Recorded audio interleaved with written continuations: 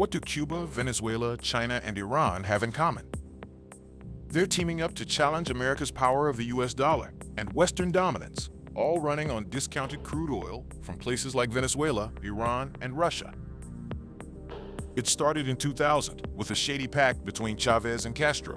Venezuela shipped nearly $64 billion in oil and aid to Cuba, even as the Venezuelan people went hungry.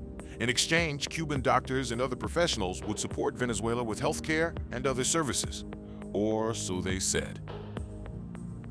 Unfortunately, doctors were just the cover story, while the Venezuela regime used most of the exchange for self-preservation.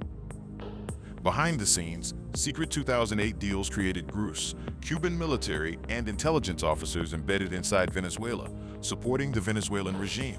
They turned SEBIN, the civilian intelligence service, into a ruthless political police that hunted critics and activists against the Venezuelan regime.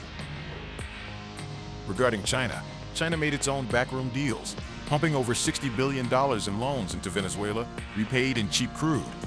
China also barters a large portion of Iran's crude oil by offshoring Chinese labor to build out the Belt and Road initiatives in exchange for discounted crude oil, a unique situation of what some consider a government-subsidized form of slave labor for oil.